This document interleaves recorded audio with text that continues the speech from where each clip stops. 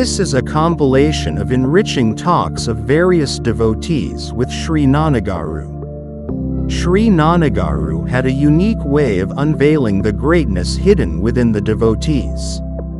He questioned them in a manner that brought out the hidden gold within them. Though Sri Nanagaru was aware of the truth, sometimes he acted ignorantly and posed questions to the devotees. Then, Sri Nanagaru inspired the devotees to give us a profound message through their replies. Sri Nanagaru communicated with several devotees, ranging from uneducated and illiterate women to highly educated professors, doctors, and bureaucrats. Their conversations with Sri Nanagaru and the inherent guidance Sri Nanagaru gave them for their material and spiritual prosperity provide us an excellent opportunity to learn.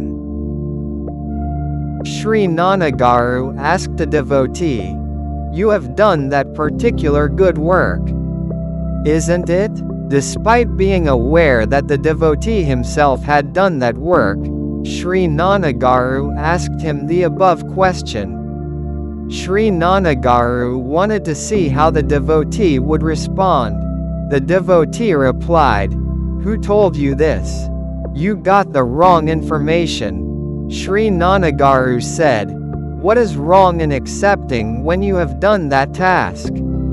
The devotee said, "What is the necessity of telling you the same? Do I need to rule any villages or do any jobs? When the work is getting done, what is the necessity to speak? By accepting that I have done a good deed, I will not gain any extra energy." Referring to the above devotee, Sri Nanagaru said, "This world is not devoid of at least some good people." Once, a devotee called up Sri Nanagaru. Sri Nanagaru asked her, "What kind of sadhana or spiritual practices are you doing?" She replied, "I seem to be doing something or the other, but whatever is needed should come from your end. What can I do from my end? Grace should flow from your end, isn't it?" Once, Sri Nanagaru visited a hospitalized devotee and asked her if specific people had visited her. The devotee replied, "O Nanagaru, many people have come to see me. Forgetting those who desire my welfare, should I bother myself by thinking about the people who have not visited me? Do you want me to increase my hatred for them?" Sri Nanagaru suggested that a devotee visit Arunachala or Kashi. The devotee saluted Sri Nanagaru and indicated that his Arunachala and Kashi are Sri Nanagaru only. He showed through his gestures that Sri Nanagaru was enough for him. Then, speaking about the devotee, Sri Nanagaru said, "He has built excellent rooms in Kashi and Tirupati, as per my suggestion. He has maintained his equipoise both in his poverty and prosperity." Sri Nanagaru asked a devotee, "Have you retired completely? Are you not looking after the factory affairs anymore?" The devotee replied, "I am satisfied with my earning. It is sufficient for my sustenance. Though I still have the capacity and the required health to look after the factory affairs, I have handed them to my son. I told my son that, as a youth, it was his turn to earn money. I said I would not ask him whether he made any gains or losses but would give him my advice only when asked." The devotee further said, "O Nanagaru, earning wealth is equivalent to drinking salt water. As we drink more and more salt water, our thirst keeps increasing. Similarly, as we earn more and more wealth, our thirst for wealth keeps increasing. I want to spend the rest of my life in contemplation of God." Later, speaking about the devotee, Sri Nanagaru said, He doesn't seem to be a hypocrite. In recent times, it was only he who has spoken thus. Once, an old lady narrated to Sri Nanagaru all her troubles at home, caused by her son and daughter-in-law. Sri Nanagaru asked her, "Would you like to stay in any old age home?" The old lady replied, "No, Nanagaru. When I cannot compromise with the people at home, how can I compromise with the outside people? I will try to face the challenges at home rather than running away." Sri Nanagaru asked a devotee, "Both of your daughters are in the USA, isn't it?"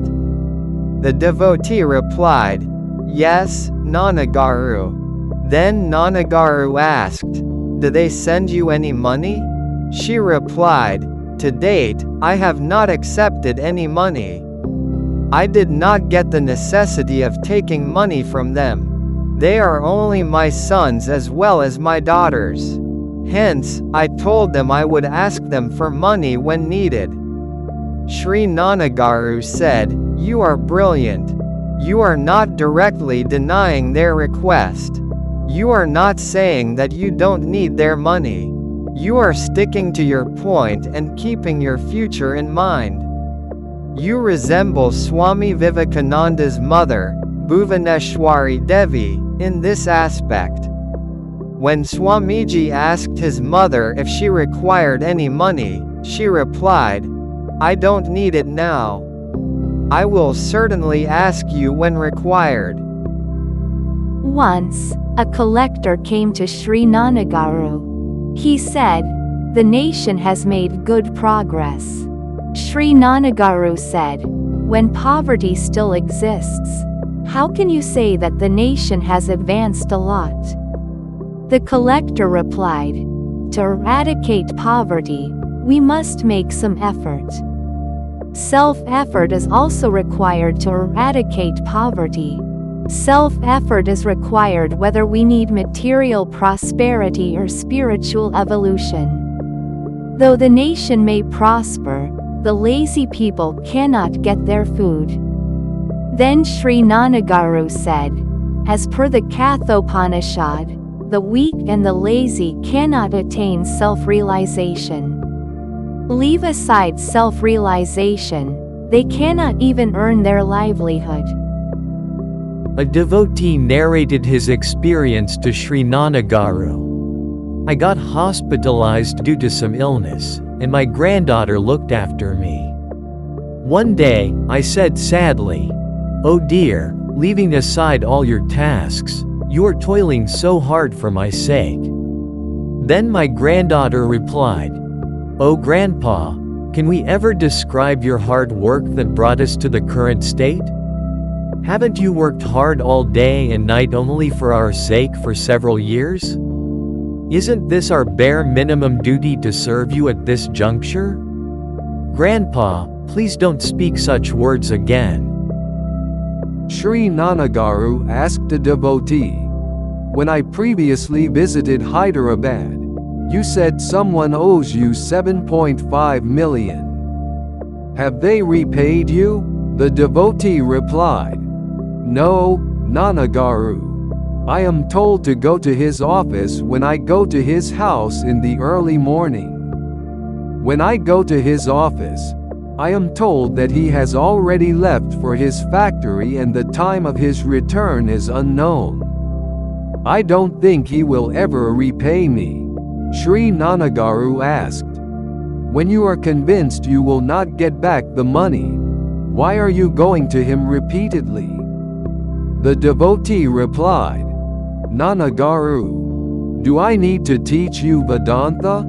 This is only called a tendency. Isn't it, Nanagaru?" Sri Nanagaru asked a devotee, "You are asking for liberation. But if you attain it, you will not have a body to enjoy the pleasures. Isn't it?" Then the devotee replied, "Nanagaru, when I become omnipresent, why do I need a body?" A devotee's son left his job and remained a bachelor, dedicating his life to the service of the nation.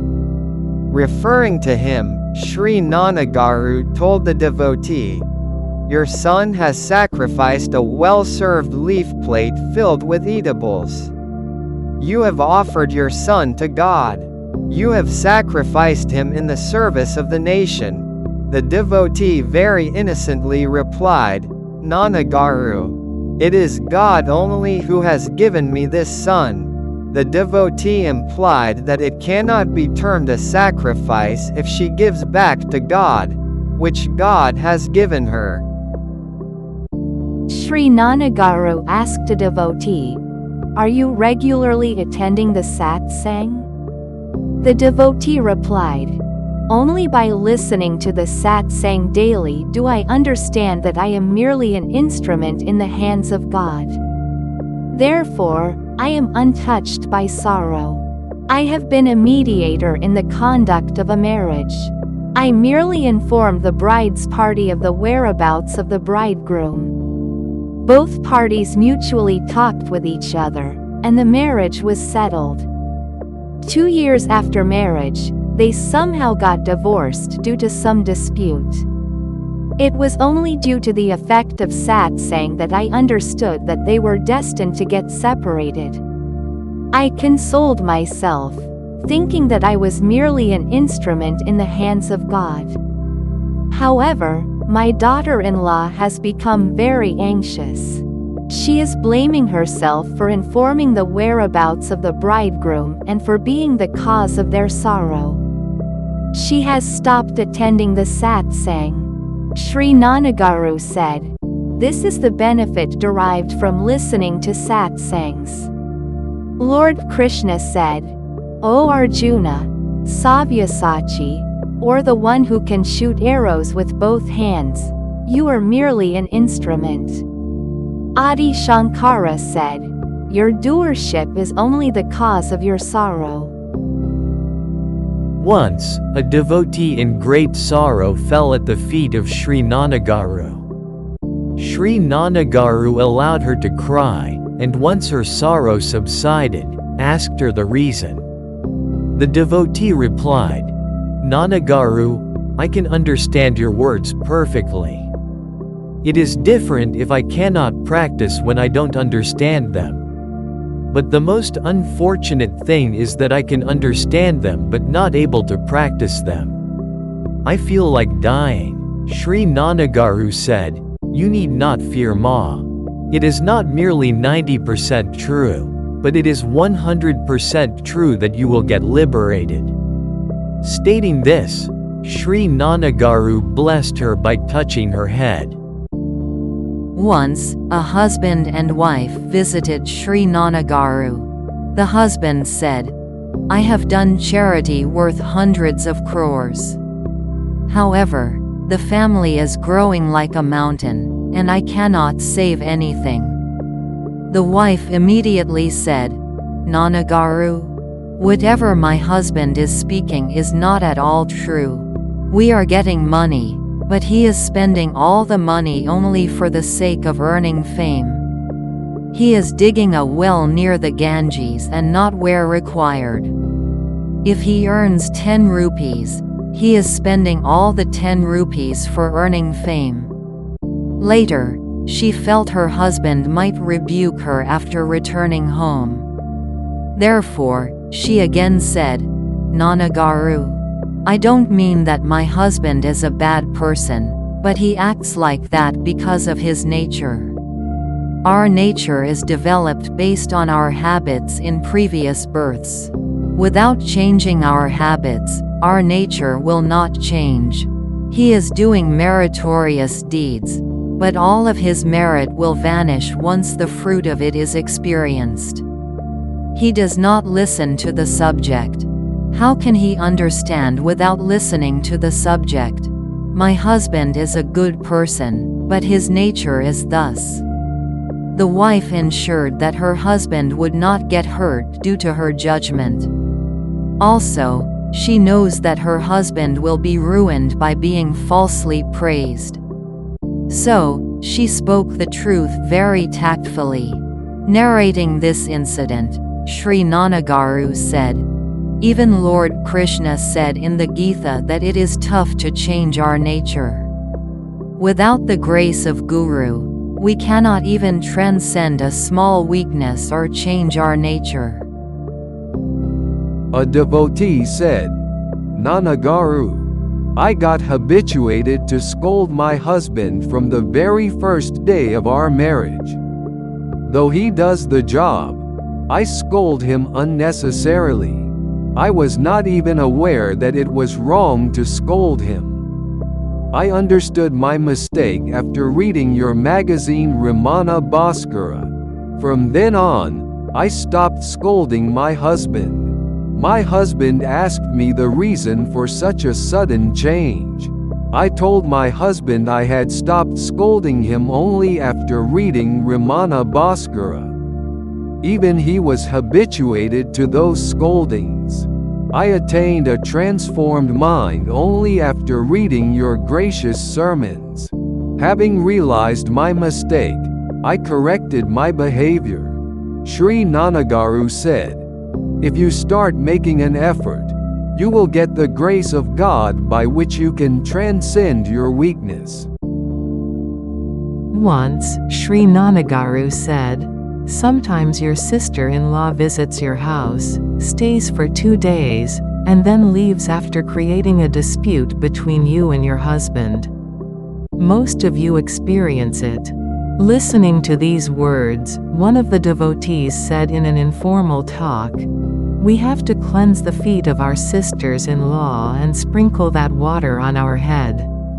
It is because they are cleansing us of our sins and pushing us towards the feet of our Guru.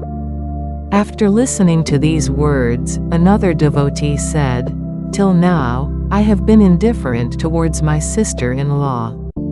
But now, having listened to these words, my indifference has converted to love.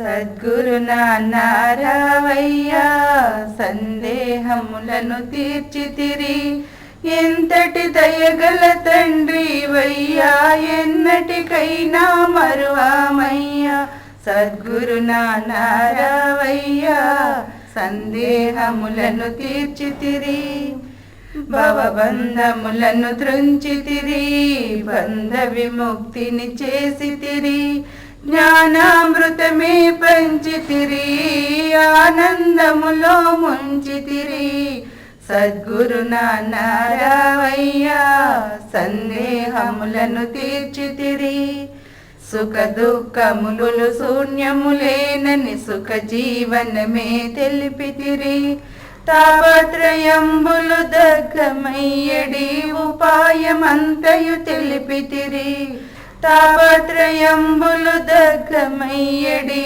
ఉపాయమంతయు తెలిపితిరి Sadhguru నారావయ్యా సందేహములను తీర్చితిరి చల్లని చూపులు చూసితిరి సంశయములను తీర్చితిరి అమృత పదవికి మార్గము చూపి అంతా తానని తెలిపితిరి అమృత పదవికి మార్గము చూపి అంతా తానని తెలిపితిరి సద్గురు నారావయ్యా సందేహములను తీర్చితిరి ఎంతటి దయగల తండ్రి వయ్యా ఎన్నటికైనా మరువామయ్యా ఎంతటి దయగల తండ్రి వయ్యా ఎన్నటికైనా మరువామయ్యా సద్గురు నారావయ్యా సందేహములను తీర్చితిరి